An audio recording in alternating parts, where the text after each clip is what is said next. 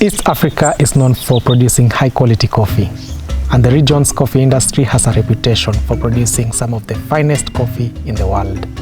The quality of coffee from East Africa is due to a combination of factors. This includes the region's unique soil and climatic conditions, the use of traditional cultivation and processing methods, and the careful attention paid to the harvesting and processing of this coffee. My name is Martin Shabaya, Brand Ambassador, Sanremo Coffee Machines. We will talk about all these factors in depth, but for today, I want to focus on one of the key factors, that is the altitude. Altitude can have a significant impact on the flavor of coffee. Generally, coffee grown at higher altitudes tend to have a more complex, nuanced flavor profile than coffee grown at lower altitudes. This is simple because higher altitude coffees grow mostly slowly and produce harder and denser beans.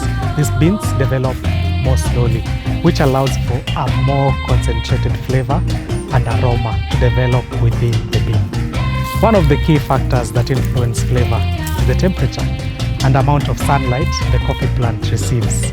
At higher altitudes, temperatures are cooler and there is less direct sunlight, which can slow down the ripening process of the coffee cherries, and this extended ripening period allows the coffee cherries to develop more complex flavors and aroma.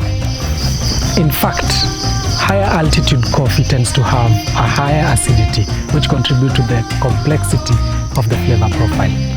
This is because the cooler temperatures slow down the breakdown of organic acids, resulting in a brighter and more complex acidity in the coffee.